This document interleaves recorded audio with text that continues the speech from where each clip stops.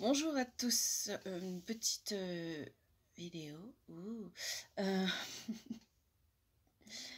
j'ai déjà parlé de la communication, des clés que je vous donnais sur YouTube, sur la chaîne YouTube. Mais là, je me suis dit, bon, on va en refaire une. Parce que je crois qu'elle n'était pas assez précise. Au fait, quand je parle qu'il faut communiquer, j'ai déjà dit que chacun avait ses traumas et ses blessures en face bah, de chacun de nous, en fait. Et qu'il fallait faire avec, et il fallait les voir et les comprendre. Mais il y a aussi une façon de parler. En fait, chacun a sa façon de parler. Il y en a qui, dans leur communication, en fait, quand ils sont dans le conflit, ils ont besoin de gueuler, de se vider. Et à ce moment-là, ce qu'on voit beaucoup, c'est la peur, la compréhension, la colère, et puis l'ego. L'ego qu'on voit en gros. En gros. Avec le moi je souffre, moi je veux ci, moi je veux ça, et je l'ai pas, et tu fais pas, et le tu fais pas aussi, hein. Tu fais pas, tu dis pas, tu n'es pas. Euh, et donc beaucoup de reproches. Mais en quoi, alors si, le quoi en fait c'est juste, ça permet de vider son sac. C'est tout. Ça ne met pas de solution, ni de compréhension, ni d'explication. L'explication, c'est quoi? Ça me plaît pas ce que tu fais, ça me plaît pas ce que tu dis, ça me plaît pas comment tu t'habilles, comment tu parles, comment tu... Ok, d'accord, t'as que des reproches à me faire. Là, ce que je comprends, moi, c'est que tu as que des reproches à faire. Ok. Ou alors, ah, tu m'as dit que tu ferais ci, tu fais pas, tu changes pas, tu fais pas ci. Là aussi, c'est... donc, tu ne m'acceptes pas tel que je suis, et donc maintenant, tu le supportes plus, tu pensais que... Voilà, on tâche... Enfin, ça te fait des ça nous donne des pistes sur la façon dont l'autre il te voit, ce qu'il a envie que tu sois, mais est-ce que toi, tu peux le faire? Est-ce que toi, tu peux changer? Est-ce que toi, tu as envie de ça?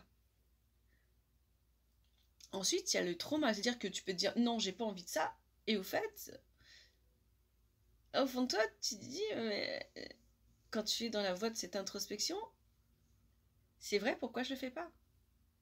C'est pour ça qu'il y a besoin d'avoir un temps de recul après chaque vidage, dégobillage de l'ego, de tout ce qui ne va pas. Et puis, est-ce que l'autre entend, en fait, en vrai? Je veux dire, si l'autre gueule et que l'autre gueule en disant oui, mais toi tu fais pas ci, tu fais pas ça, ouais, mais toi tu fais pas ci, tu fais pas ça, est-ce que vraiment ça règle le truc? Ça vidange, on est d'accord, ça vidange ego. Et il y a aussi ce cas de position où l'autre ne va rien dire. Pas un trauma lié à l'humiliation ou un vœu de silence ou le fait qu'on s'est tué longtemps s'il était dans une famille problématique où sa parole n'avait pas de sens. Et qui va s'être retranché dans un blocage, dans un mutisme et dans une non-réponse. Dans tout ce que tu ressens, je peux pas te dire que c'est pas vrai, au fait.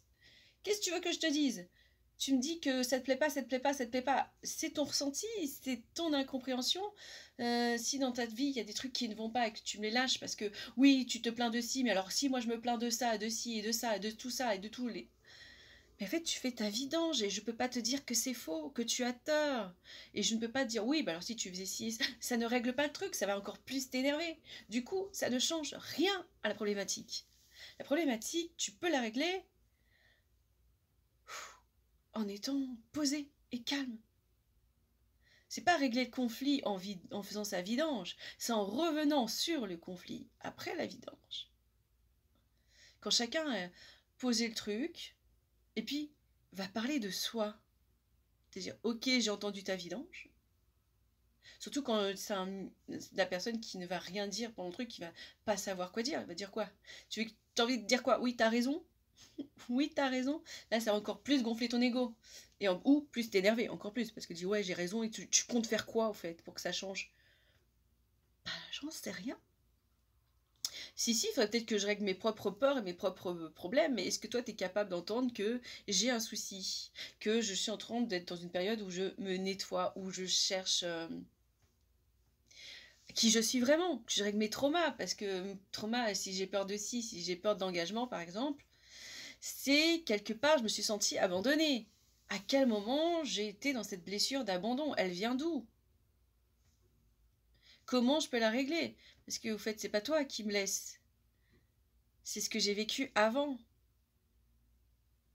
Et je reproduis parce que j'ai encore peur d'être abandonnée. Là, quand tu me gueules dessus, par exemple, et que je ne te parle plus, c'est parce que quand je l'ouvrais, peut-être je me faisais frapper. Du coup, je ne parle plus. Et cette compréhension, c'est ça qu'il faut aller chercher, au fait, dans le conflit. C'est pas de vider son ego. De dire, ok, il y a un problème. Mais toi aussi, pourquoi tu le vis comme ça? C'est de se poser après la question, après cette vidange. Tu me dis que ça va pas, ça va pas, ça va pas. Mais est-ce que l'autre, en plus, qui a fait sa vidange, ou chacun des deux, a vraiment envie de savoir, quand tu me dis si, moi je vois ça, est-ce que l'autre est capable de l'entendre? C'est ça le vrai problème de notre communication, en fait. C'est pas de fait de gueuler ou de pas gueuler. C'est d'aller au cœur du problème et de te dire, si tu me penses ça, c'est que tu dois le travailler. C'est ce que je comprends, moi. Moi, je sais que c'est si, que c'est ça. Mais est-ce que tu es le thérapeute? Non plus. Donc, qu'est-ce qu'on en fait de ça? Quelle solution on peut amener si ce n'est que soi-même, on prenne du recul, se dire putain, je vais reprocher tout ça. Mais en vrai, je devrais me poser la question, pourquoi je pense ça? Pourquoi je le vis comme ça? Pourquoi j'ai eu besoin de décharger ça? C'est que ça me va pas. Pourquoi ça me va pas? Le conflit est là pour qu'après tu puisses te questionner sur toi et non sur l'autre. Parce que le problème, c'est pas forcément lui. Alors oui, il a ses problématiques. Oui, lui aussi, il a un travail à faire. Et tu es là pour pointer ce travail à faire. Mais quand tu reproches que, par exemple, l'autre te dit « il me manque ci, il me manque ça », et toi tu dis « bah si tu te plains de ça, moi je vais te dire ça », bah c'est que toi aussi, tu as des trucs à bosser. Et c'est pas à l'autre de le faire. C'est juste une piste, au fait. Une piste de ce qui ne va pas chez lui et chez toi. Quand tu lui reproches un truc, dis-toi pourquoi ça m'emmerde à ce point. C'est ça le véritable travail de la dispute, du conflit, du truc qui explose. Mais ça ne résout pas le problème. Parce que si ça résoudait, s'il suffisait juste de gueuler pour être entendu, eh ben on n'en serait pas là, ni sociétalement, hein, quand on voit les tas de trucs de fois, des grèves qu'on peut faire, et gueuler. Alors ça extériorise notre ego, on expulse ce qui ne va pas. Mais, et puis on n'aurait pas tous ces couples qui se séparent au moindre truc, parce qu'au bout de la 10e dispute, on dit ça ne marchera jamais, on s'arrête là. Mais tu vas refaire dans un autre couple, un autre conjoint, voilà, et ça va te rembrouiller sur les mêmes trucs, parce que tu ne l'as pas réglé à la racine. Donc, gueuler ne sert qu'à se libérer de l'ego qui a envie de se faire entendre, qui a envie d'exploser, et qui permet de s'extérioriser, de ne pas garder en soi. C'est le seul but. Mais ce ne sera pas la solution pour que le couple ou le soi avance. Il est là, c'est après le conflit, se dire ok, il m'a pointé ça du doigt. Pourquoi je fais comme ça? Et toi-même, pose la question, ah, je vais reprocher ça. Pourquoi? Et c'est juste à ce moment-là que ça sert. Si tu fais rien, tu auras toujours les mêmes embrouilles. Voilà. C'est tout aujourd'hui. À vous. À vous de bosser maintenant. À vous de changer votre façon de faire.